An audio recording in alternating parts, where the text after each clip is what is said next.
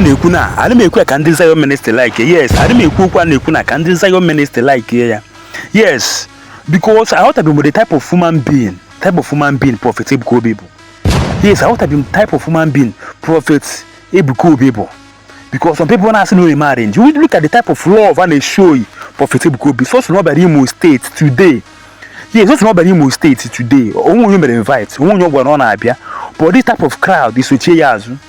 Yeah, this type of crowd is what you have. So your friend is your ministry me, but a Prophet Ebuka Obi gives it all like this history or guess our history. Yes, I want to be the type of human being Prophet Ebuka Obi because some people are saying marriage. Job no arrange this man only me and I'm Prophet Ebuka Obi. This type of crowd about God also since. Yeah, this type of crowd about God also since. So me playing the video, go know the type of song when I go Prophet Ebuka Obi. Yes, cool mara na Prophet Ebuka Obi bụ ana egbu achara n'eto. Yes, cool mara na ọ bụ ana egbu achara n'eto. Because we may play the full video. Cool for the type of song ana agụrụ ya. But please, when I watching this video, please don't forget to share and also subscribe to my YouTube channel. Just watch this video and see.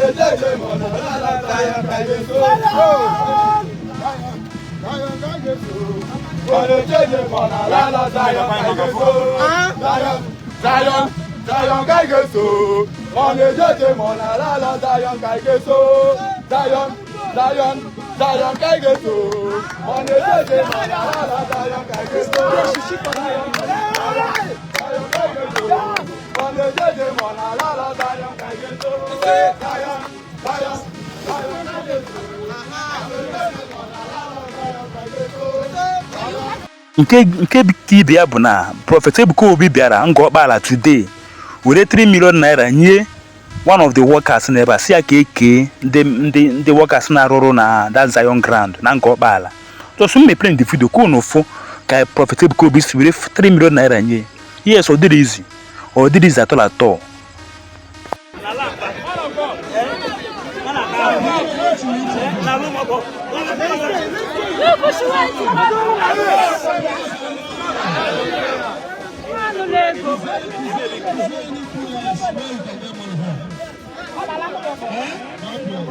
Okay, I will give you 3 million.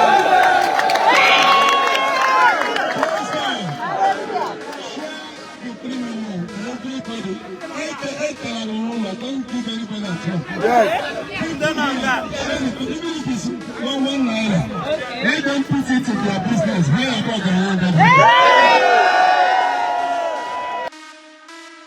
agbaghị nkọtọ niile people na akọtọ Prophet Ebuka Obi yes Prophet Ebuka Obi akakwa obi were 3 million naira nye this young man si ya ke workers yes si ya ke ndị workers. May God protect Prophet Ebuka Obi in the eyes of enemies. Yes, ndị bloggers aga for this one they will not see this one and they the day I got bad news then I been repost like it. Yes, bad news will never locate Prophet Ebuka Obi in Jesus' name. Amen. Thanks for watching.